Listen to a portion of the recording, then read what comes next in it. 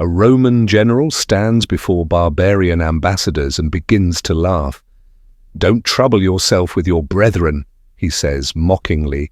"We have already given them land which they shall possess forever." Within moments, chained prisoners are dragged into the tent, their eyes hollow, their bodies broken. The ambassadors' faces drain of colour as they recognize the captured kings of the Teutones. This psychological masterstroke would set the stage for one of ancient history's most devastating battles, where 200,000 warriors would face annihilation in a single day. It's autumn 102 BC, while Gaius Marius crushes the Ambrones and Teutones at Aquae Sextiae. Another Roman army faces a nightmare in the north. Quintus Lutatius Catulus commands 20,000 men guarding the Alpine passes into Italy.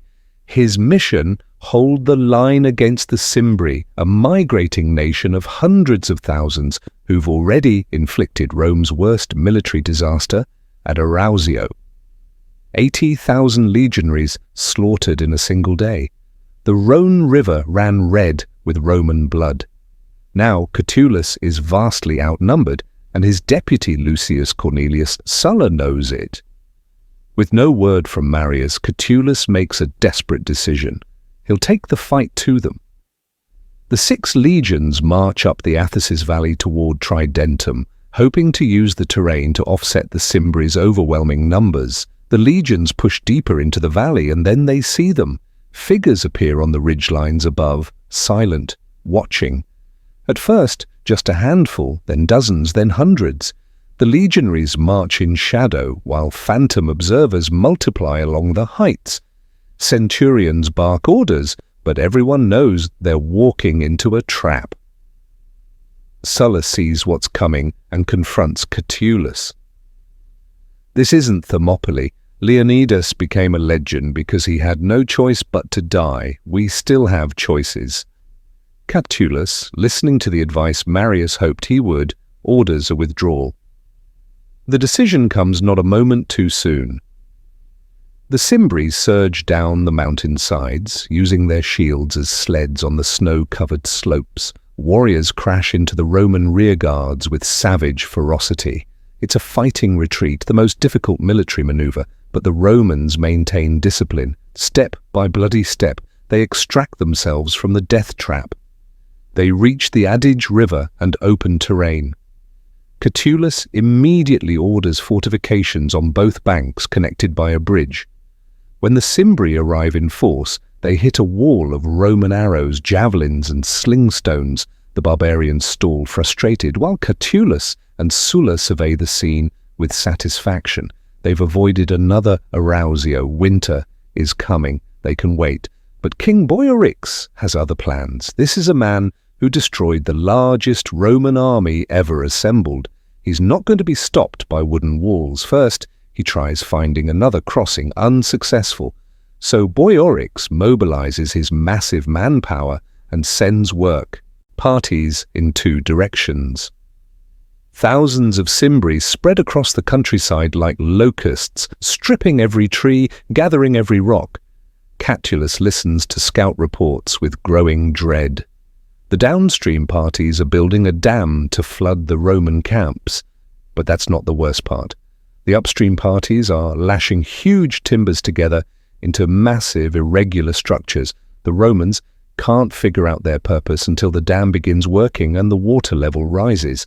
Then the Cimbri launch the first timber missile down the river. A raft-sized mass of logs weighing tons, accelerated by the surging current, smashes into the Roman walls like a battering ram. It's ingenious, it's terrifying, and it's working. The fort walls take hit after hit while the water rises.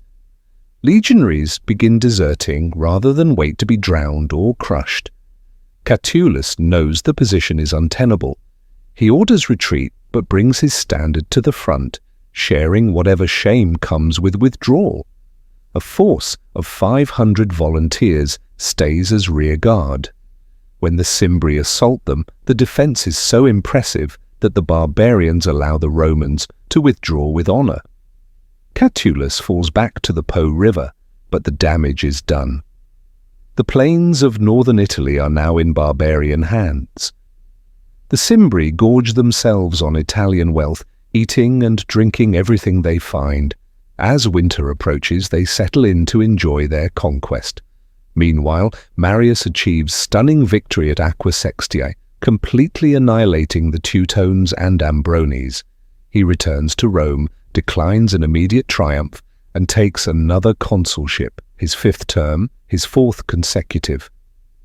The traditional Roman system has been abandoned. Marius stands above all other men because everyone knows he's the only one who can save Rome. For the Cimbri, northern Italy is paradise. They feast for months, convinced of their invincibility. Why not? They've destroyed every Roman army they've faced. By spring 101 BC, they're ready to push deeper into Italy. But they discover something alarming. Marius has joined Catulus with over 50,000 legionaries. What Boiorix doesn't know is that Marius brought his battle-hardened veterans from Gaul, the soldiers who destroyed the Teutones. These aren't the demoralized troops that fled before. These are the best soldiers Rome has ever produced. But Boiorix isn't intimidated. The army he annihilated at Arausio was 2.5 times larger. After months of luxury, the Cimbri are convinced they're unbeatable.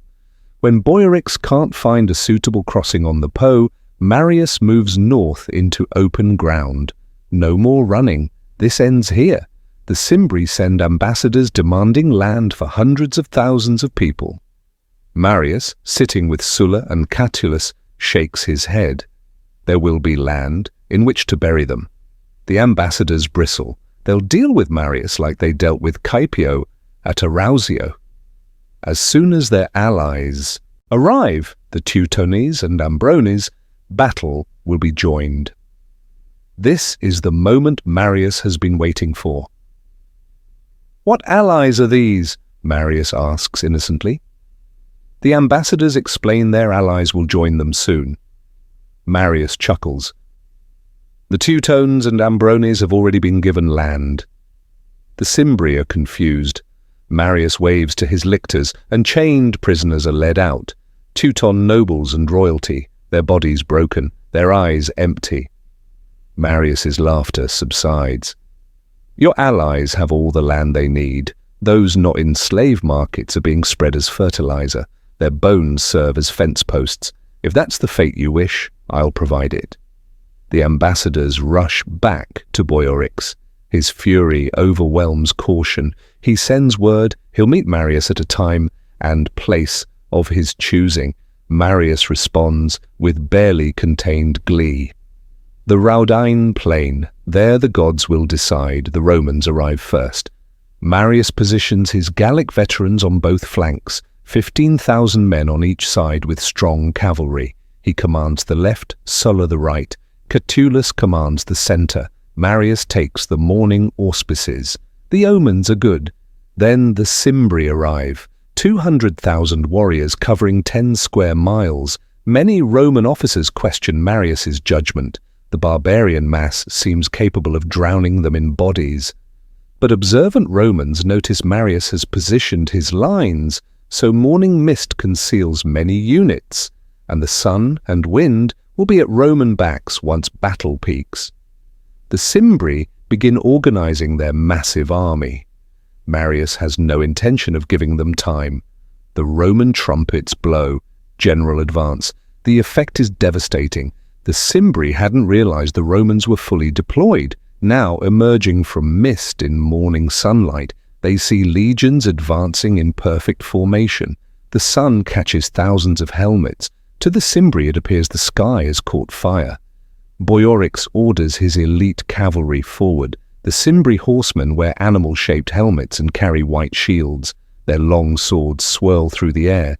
The legionaries brace as riders gallop forward, war cries filling the air. Just as the Cimbri see the whites of Roman eyes, centurions bellow orders. Thousands of pila launch. The first wave of elite warriors is cut down instantly. Second and third lines charge forward. decimated by the next javelin wave. Then the centurions cry out to draw gladia. Close combat begins. Meanwhile, tens of thousands of Cimbri infantry move forward.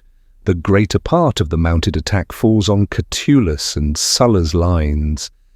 In the chaos, they lose sight of Marius. He seems to have disappeared. But Marius hasn't gotten lost. He launches a devastating flank attack. The Cimbri suddenly find themselves hammered from the side by Rome's best troops. The cavalry retreats, panic spreading. They crash straight into their own advancing infantry. Warriors are trampled by their own cavalry. The formation collapses. The Cimbri army ceases to be a fighting force. They become a panicked mob. Marius and Sulla's cavalry hem them in on flanks. Legions press from the front. The only way out is backward, but there stands their wagon lager where their women and children wait. The same horror as Aqua Sextiae repeats. Women attack fleeing men, trying to force them to fight. But the legions are already at the wagons. What follows is slaughter on an incomprehensible scale. Thousands are held in place while Romans methodically butcher them. The gladius rises and falls for hours. Eventually, seeing no escape, the Cimbri women begin mass suicide, killing themselves and their children rather than face slavery. By the time it ends, 100,000 Cimbri lie dead, with tens of thousands more captured. Roman losses, a few hundred men, 1,000 at most. Marius returns to Rome, a hero equal to Scipio or Cincinnatus. His friendship with Sulla remains strong. They've not only defeated the migrating tribes, but eliminated them as a threat. The Cimbri, Teutones, and Ambrones, peoples who destroyed multiple Roman armies, have been erased from history. There appears to be no cloud on the horizon. But if you know Roman history, you know this friendship between Marius and Sulla won't last. Within a generation, these two men, or their factions, will plunge Rome into civil war. Sulla will march on Rome itself, setting a precedent Julius Caesar will follow. The Battle of Vercellae saved Rome from barbarian invasion, but the concentration of power in military commanders, the precedent of consecutive consulships, the loyalty of soldiers to generals rather than the state, these seeds of destruction were planted even as Marius stood victorious on that corpse-strewn plain. Rome survived the Cimbri, but would it survive its own success? If you found this story of Roman military genius and barbarian desperation fascinating, make sure to hit that like button and subscribe for more ancient history content. The story of Marius and Sulla's eventual civil war is even more dramatic than what you just witnessed, and we'll be covering it soon. Drop a comment below telling us which ancient battle you want to see next. Did the Cimbri ever stand a chance, or was Marius simply too brilliant? Let us know your thoughts. Thanks for watching, and we'll see you in the next one.